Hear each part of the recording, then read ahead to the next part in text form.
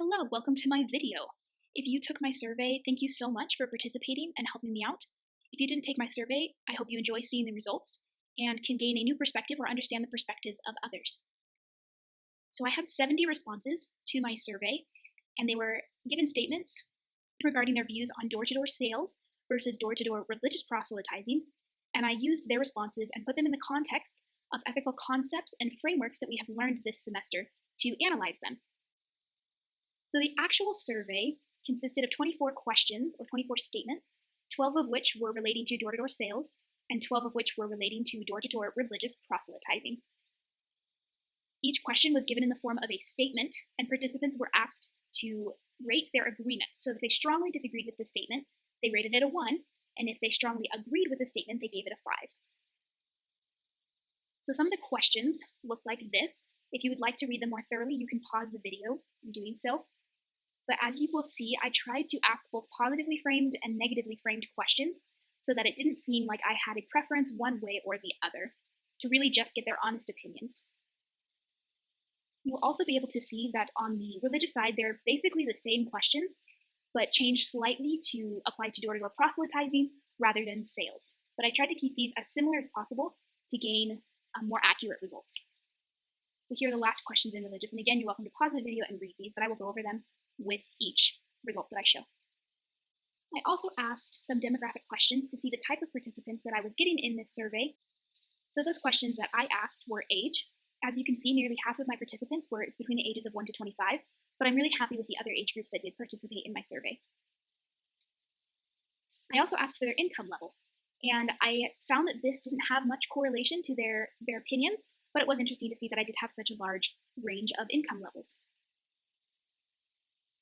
I then asked about religion, and a large majority of my participants were members of the Church of Jesus Christ of Latter-day Saints, but I'm really grateful for those others that affiliate with Christian organizations, practice Judaism, or those other undisclosed or non-religious participants.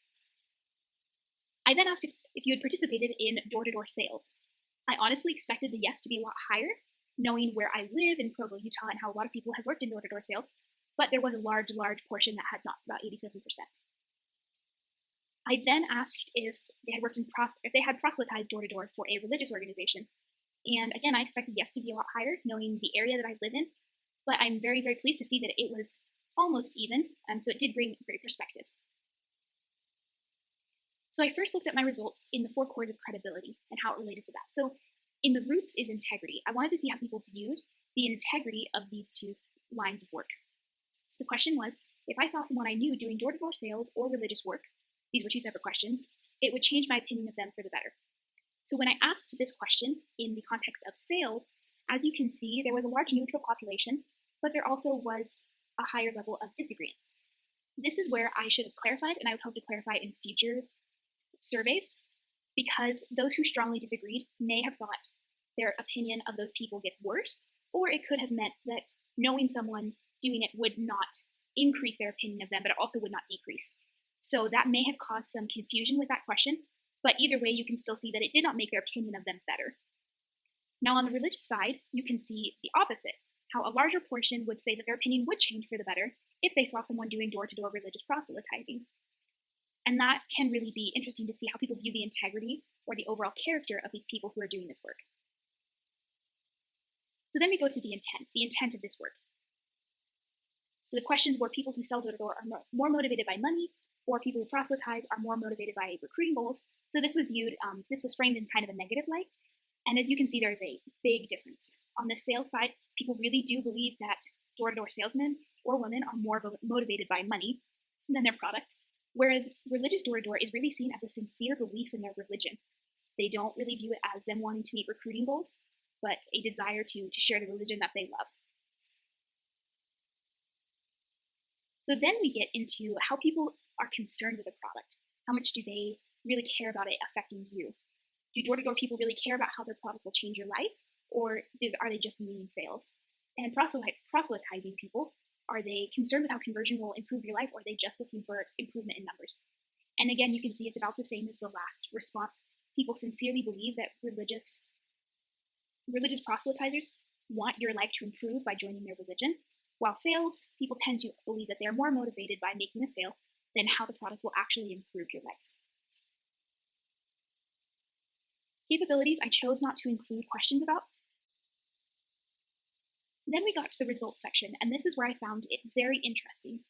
The first question I asked if they thought that door-to-door methods were more effective than cold calls on the telephone, and both tended to agree or be neutral that it was a more effective way of doing it than calling someone on the telephone to advertise either your religion or your product.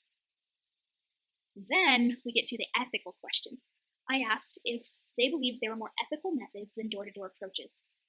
Going into this project, I genuinely believed that people would believe that door-to-door religious proselytizing was a very ethical method, and that door-to-door sales were a somewhat unethical method of approaching each situation.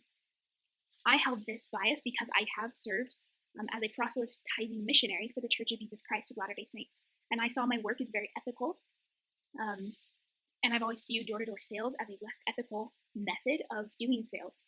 But what I saw with my survey is that people tended to agree that neither was the most ethical way of doing both. I hope that you think too about how might others that you are trying to influence view the work that you are doing, whether it's religious or business work. So then I wanted to get into the ethical frameworks.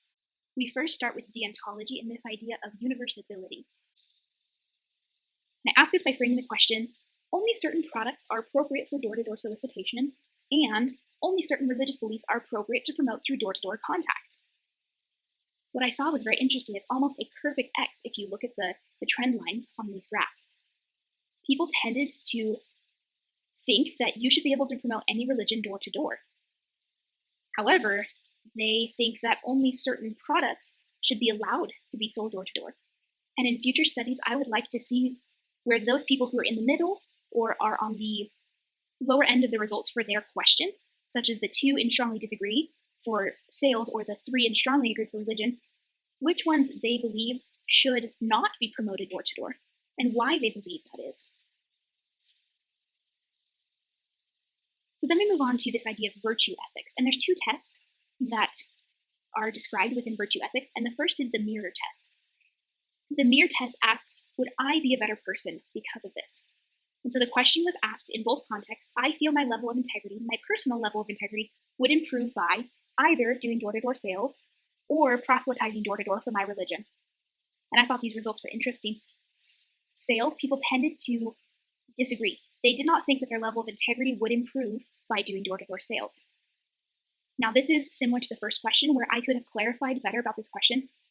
In the strongly disagree section, they could have either thought that, 1, their integrity would be worse, they would have less integrity, or it could just mean that their level of integrity would not be affected by doing this work. So I'm sure I have a mix of thoughts in there and views, which is something I would be interested in seeing further. In religion, you can see that it's more in the neutral or somewhat disagree, that some agree that my integrity might improve, but it's not a super strong correlation that it would definitely improve their integrity, like we see in the sales side. So then the next test is the disclosure rule. And this is really interesting to me. The disclosure rule states that I would want my friends and family, I would want the public to know about my decisions. So I asked this by saying, I would not want my name to be referenced in subsequent contacts with neighbors. So if this door-to-door proselytizer went to my neighbor, I wouldn't want him to say that that he had talked to me or that I had found success in his product. And I found this really interesting. In sales, people really do not want their name referenced with their neighbors. They really, really, really don't. You can see that it's a pretty steep jump. 35 of my respondents, exactly half, saying they would not want their name referenced. However, on the religion scale, you see that it is much more even. Some saying they would not want their name referenced, but almost the same amount saying they would want their name referenced if a proselytizing door-to-door person was going to their neighbor. In the faith of the Church of Jesus Christ of Latter-day Saints, we tend to believe that missionary work or sharing our beliefs with others is very, very important. And when I served my mission for the church, we often brought members with us to preach about why they loved the gospel that we were teaching. And so I think that's maybe where these results came from, was people seeing being involved as a way to show their dedication to their religion, whereas others seeing it as possible imposing on their neighbor about what they think is right. So then we move on to ethics of care, and this is the benefit to others. This is related to the last question, but this is questioning about if you were approached, if someone knocked on your door and wanted to sell a product or wanted to represent a religion, would you want them to tell you the names of others in your neighborhood who had either bought the product or shared those religious beliefs? And I really thought that this was interesting compared to the other one where the trend line is about the same. People tend to believe it is not okay for someone approaching you at your door to share other people's beliefs or other people's purchases. I find this especially interesting in the religious context, that more participants are okay with their religious ideals being shared than having others' religions being shared with them. And I feel that this may be the respondents wanting to maintain the privacy of others around them. So I found this very, very interesting, and I want you to think about this as you're watching this video. How do you feel about these two questions? Where do you see the right and the wrong and the ethical implications of this? The next question I wanted to ask were about social contracts. And these results were different from what I believed that they would be. I worked a lot in retail, and so the idea was promote that they will look cool and that they will stand out in society because of the clothes that they're wearing. But people tended to disagree. They do not think that it is okay for either party to infer that their life, that they will be better in the social situation by using their product or joining their congregation. So I hope that this survey and these questions have made you think about how you view the work that is done in door-to-door sales and religious proselytizing, as well as how you view the people who do that work.